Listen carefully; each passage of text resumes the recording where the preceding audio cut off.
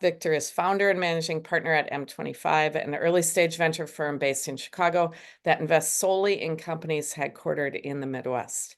He was previously a leader at Hyde Park Angels, and he's a Kauffman Fellow from the class of 22. Victor has an undergraduate degree in economics from University of Chicago and was on the board of its first student-run venture fund. So he started early. M25, I just want to say, is a rich chronicler of information about the Midwest startup ecosystem. It produces a blog that you can find on Medium, a Midwest Startups newsletter, and its Club M25 Summit, an annual fall gathering of its portfolio companies and investors that it bills as the largest gathering of venture capitalists in the Midwest. M25 has also, since 2017, published the annual report we're here to discuss, the Midwest Startup Cities Rankings. This is an analytical, objective benchmark showing how cities in our region rank for starting, growing, and investing in high potential tech startups. If you aren't tuned into it, please do tune into it. It's a great way to get a look at the whole region. Victor's going to show us a slide deck, then he'll take questions. So if you've got a question, just message me in the chat, and I would love to spotlight you to ask Victor the question directly. So think about your questions as he's presenting his information right now. Why don't you take it from there, Victor? Awesome. Thanks for having me. Sharing my screen now. Hopefully you guys can see that. Really excited to be here. So I'll do a quick intro on what M25 is, and then introduce Midwest startups in our rankings. So real quick, we are seed investors. So pre-seed, seed stage, whatever you want to call it. Usually that first $1 million round of capital into companies that are coming out of like this Midwest geography that you can see here on the map. And we're shooting for really big tech outcomes. So think the $1 billion company, or what we call a unicorn. We've been doing this for a while now. This is the team. You already got into my background, but there's 8 of us full-time that do this, mostly in Chicago. I also have an office in Indianapolis. And we invest pretty broadly across mostly digital and software companies, but there's always some that are, a hardware component or something like that. But pretty broadly across industries that we kind of say like the Midwest has leading companies, leading success stories in all of these categories, and we think there'll be more of them.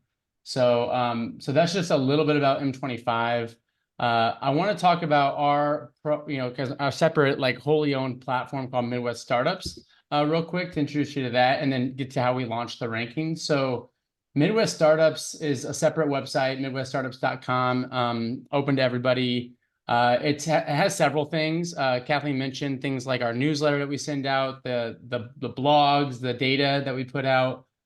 We have a resources section, so you can kind of find groups to work with inside of your own city or ecosystem. And then one thing we really like, and it's helpful directly to our portfolio, is people that want to find a job at a startup in the Midwest, and they can kind of search that database. They can create a profile. They can see what else is out there. And so we kind of had launched this to make it a little bit more not just this VC firm is hyping up the Midwest, but like just kind of a general access point for everything that's going on in the tech community here.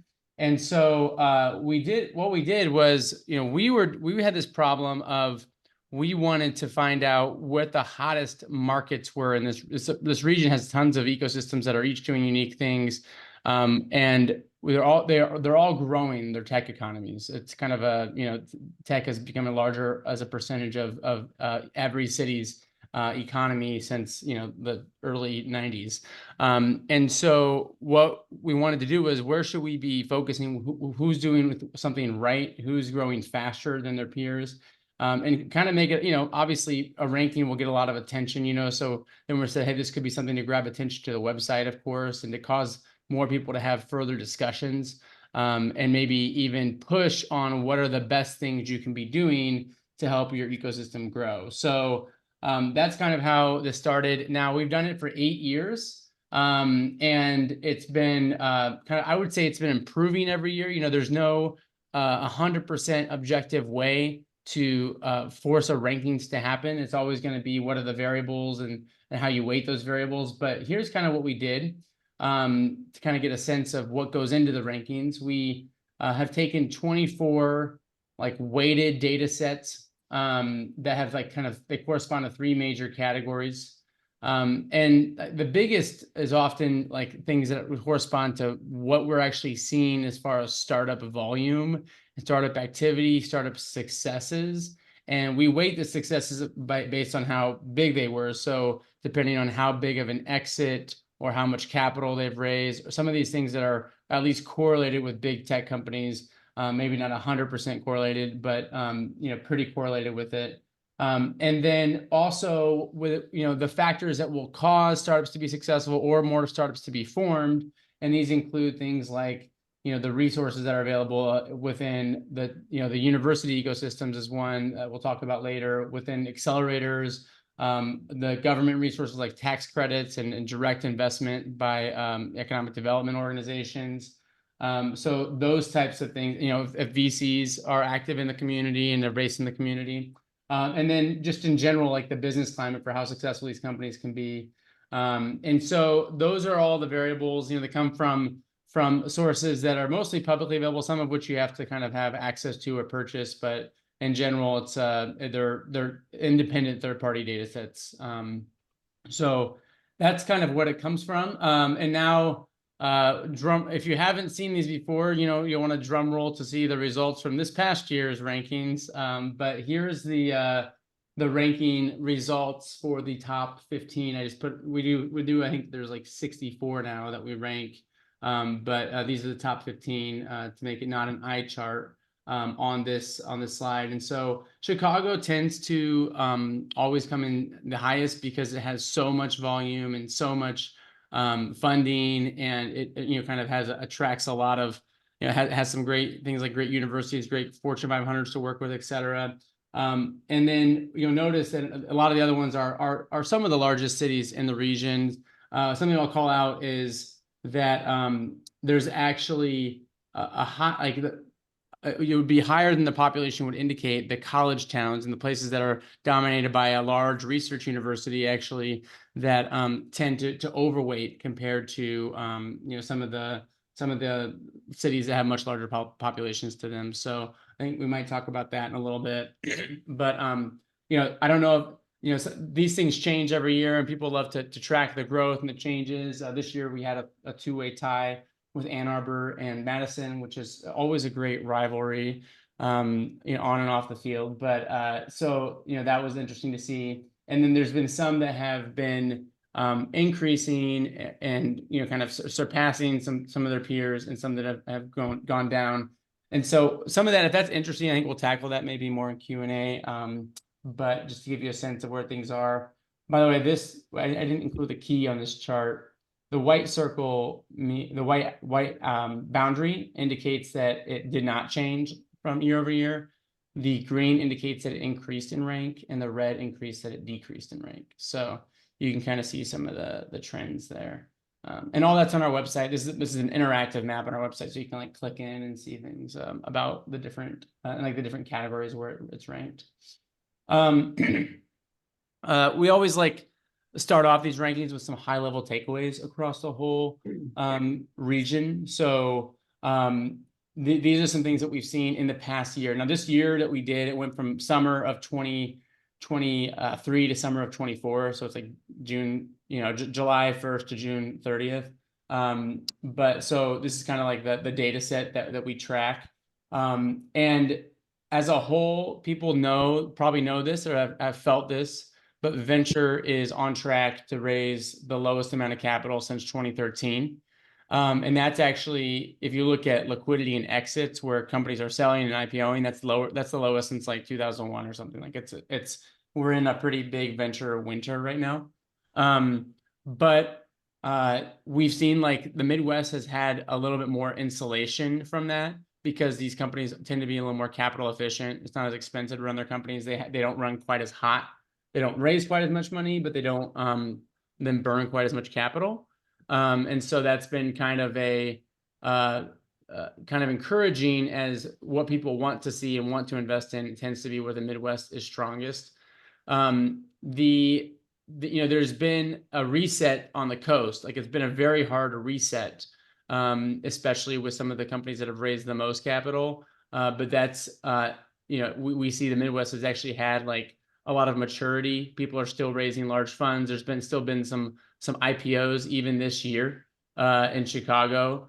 There's been some major funding rounds still. So it's not all woe is me on the venture front and the technology startup front, but it is a low point relative to some past years.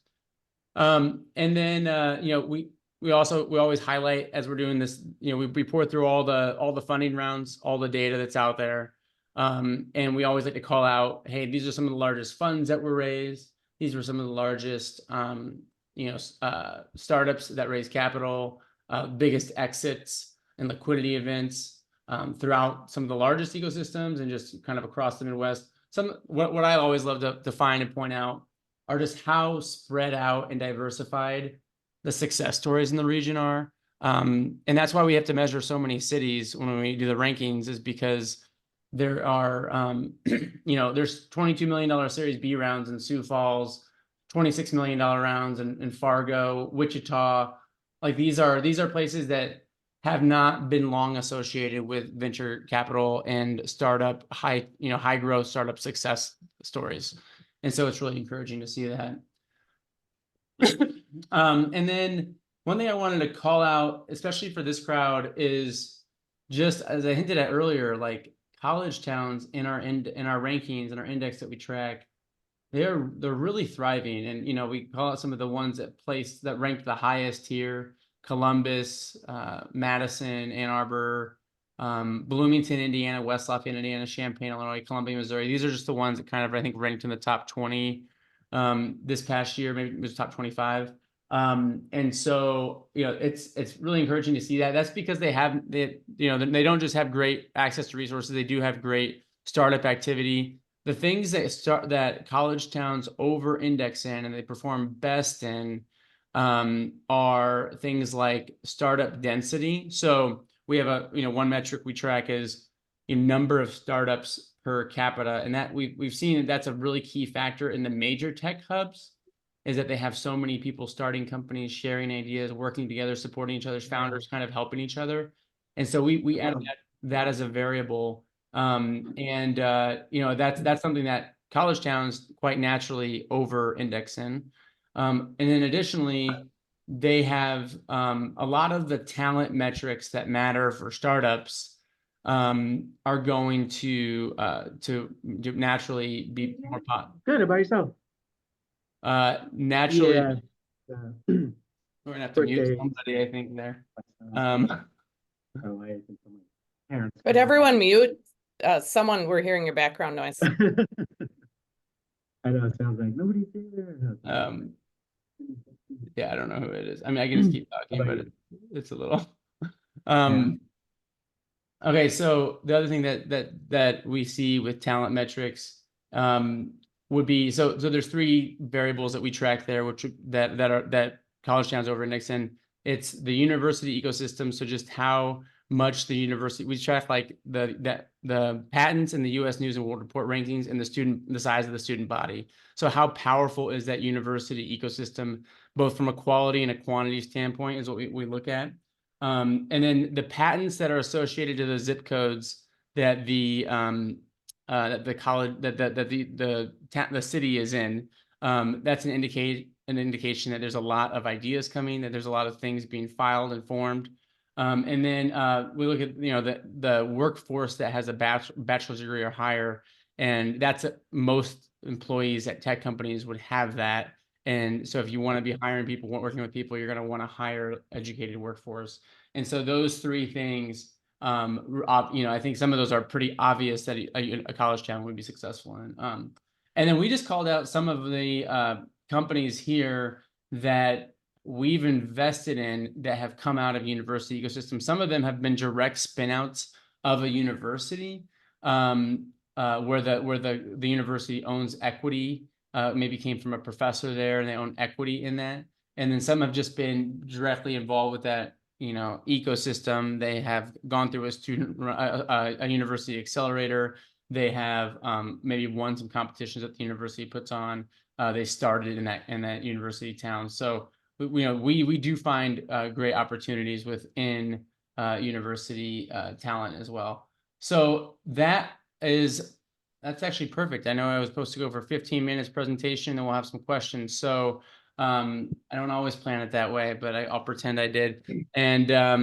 And so, yeah, I'm open for questions. I know I breezed through a lot of that, and I'm kind of expecting if we want to dive into any of it, I'd be more than happy to. So.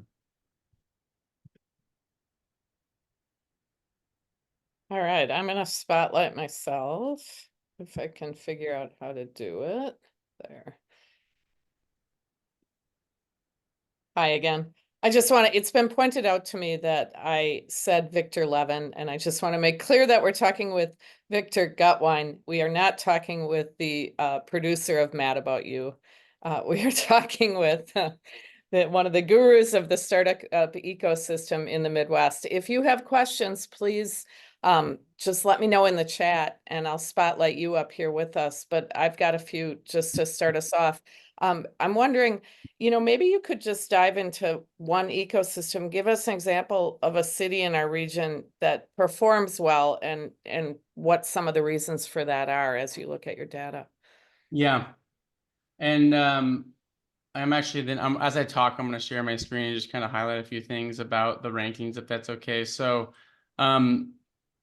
one city that we've been really impressed with, so this is on the website, is a really fun, visualization. As I mentioned, the actual map that I posted is here, and you can play with everything. One city that's like performed really well lately has been Indianapolis. We've seen this one kind of just, like started out as number 8 years ago, and it's steadily grown. And the things that we've like been really encouraged about when we measure Indianapolis is, and it has a lot of startup creation, a lot of startup, like the startup numbers have grown pretty dramatically. The access to resources from the government perspective have been really strong. So Indiana has all three of what we would count as like the best resources that startups can have, which would be to encourage direct investment. So like for like investment resources, which would be the government directly investing through a program. They call it Elevate Ventures here. They have this in a lot of states, but in Indiana, it's Elevate Ventures. They're one of the most active investors, I think globally, because they do so many relatively small investments inside of Indiana-based companies. So that's backed by the state of Indiana that does that. They have a tax credit that's really favorable to invest in for angel investors and funds to invest in qualified Indiana startups. And then they also have a fund of funds. So the state has allocated money to invest in venture funds that are investing or based in Indiana. And so that's a draw for venture funds to spend more time there, pay attention, source deals, because a lot of the sourcing and it's all who spending time with in that in-person relationship. So Indiana's done that really well. And the other thing is they've really capitalized. They had a lot of these cities to really, for your tech economy to take off, it helps to have one or two really big success stories. And so, which we like $1 billion exit really changes the landscape inside of inside of an ecosystem. And Indianapolis had that back in 2013 with ExactTarget selling for a couple billion to Salesforce, and that created a bunch of people that have had really good experience, that had access now to capital, maybe their own capital or other people that had made money in that transaction. Or had seen other people make money and then decided to actually put their money into tech companies, into angel invest.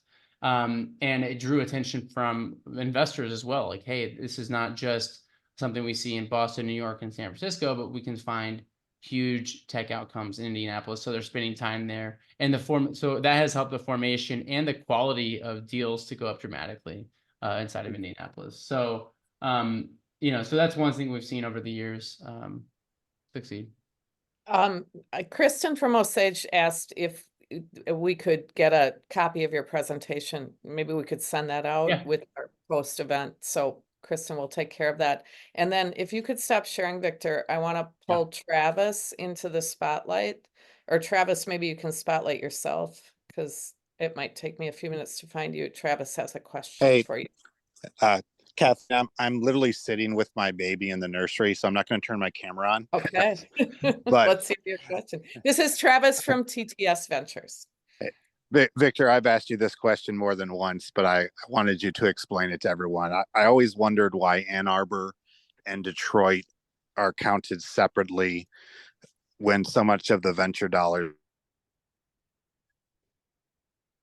and then having University of Michigan and other startups that go between their different campuses.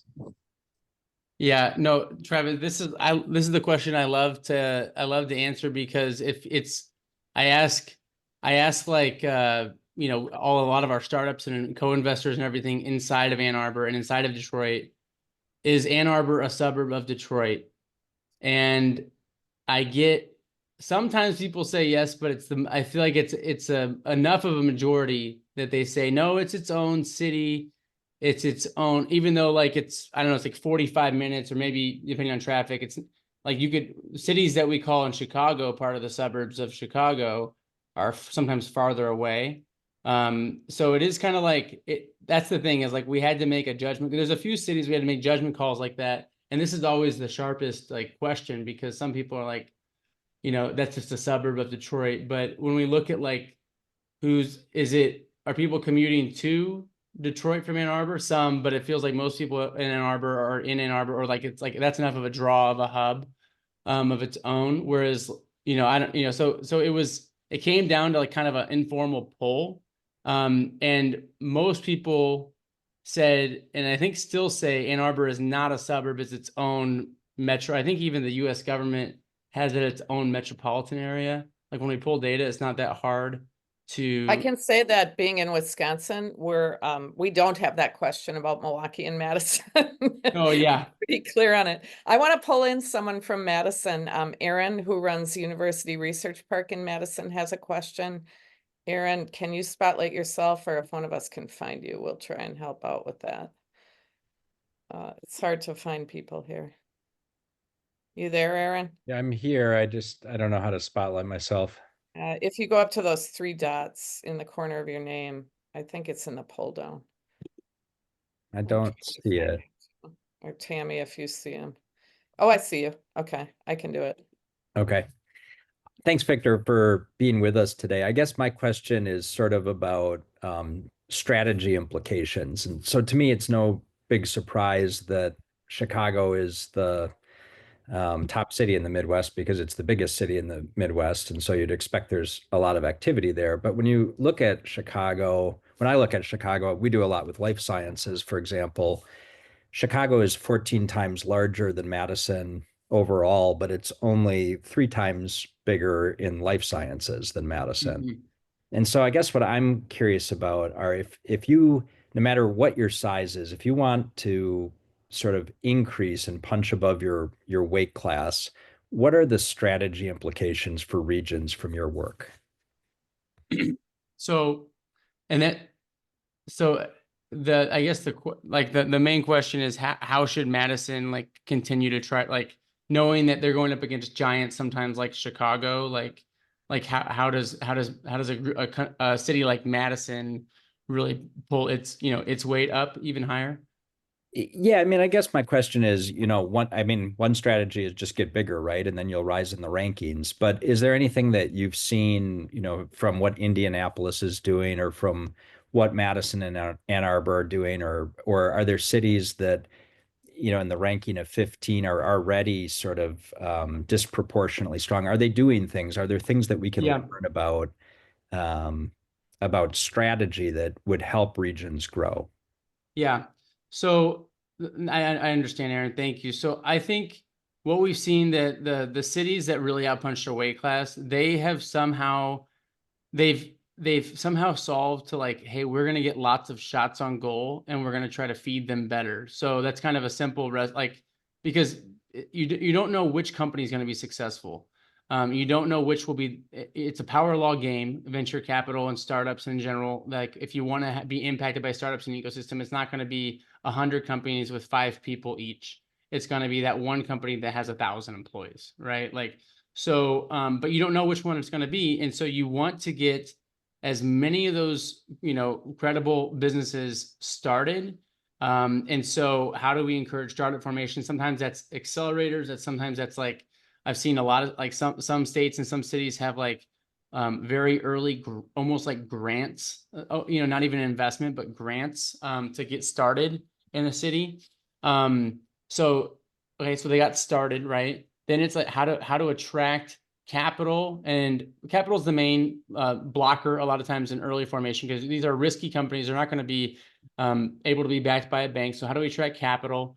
Sometimes that's the government programs and incentives. Sometimes there's other things, that you can do. Like I've seen corporations pool together and decide, hey, we're going to start investing in funds to come here and partner with them and help them, like partner with their startups to get them early customers and kind of get them a leg up. That's happened in Wisconsin, actually. So, and then the other thing is, you need to have it takes time, but you need to have a big winner or two to really kind of get out of this like constant, well, we're just starting a lot of companies and a lot of them are getting maybe to okay points, or a lot of them are failing, but we need one or two to be really hit at home. And that can take some time, but if you cultivate the right thing and you get enough shots and go, it will happen. And I'm pretty confident that it will happen in most of these cities that are trying to. So, yeah, I mean, in a way, it's a numbers game, but. Tammy's going to kill me, but we're going to go a little longer. I pulled in Fenny and she has a question. Aaron, if you want to just stay, you Thanks, can. Aaron. Yeah. Hi, Victor. Thank you so much. This was really informative. Just for a quick background, I recently just moved to Lexington for a new job at UK Innovate. And from your presentation, it looks like Lexington just went down in rankings. And so I was wondering if you could just give a little bit of information or some background, what are the key factors or the biggest the biggest things that have the most weight in terms of driving the ranking down in a city? Yeah. So I'll have to look at it specifically for Lexington. A lot of times the big swings happen one of our categories that has a pretty big weight is startup momentum, and that can change. It's based on how fast like the percent change in the last 5 years of startups. And so most of these will have more startups. And in fact, though, this year, for the first time, we saw a lot of cities have fewer startups than they did 5 years ago, which is kind of, I mean, that's the economy with venture specifically. But Lexington had a pretty low, I just pulled up the number. They had a pretty low growth rate in the past 5 years compared to, some of the other places, including, like Lafayette and Lincoln and some other college towns. So that was maybe, that probably would have caused it to maybe be impacted by a ranking or two. And then, I mean, there's other things here that I need to, I'd have to then compare versus like other similar cities and everything. But one thing we do, and Penny, you might want to check this out, is on the website, you can go into the detailed data.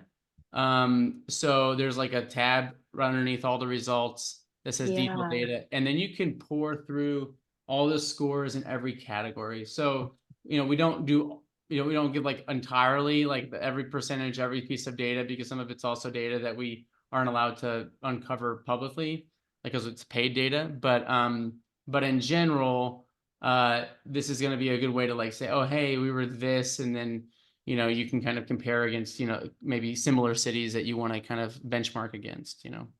Thank you. I want to thank you guys. We'll take everyone out of the spotlight now. Thank you so much, Victor. That was super informative. Victor is sticking around to moderate one of the networking groups. So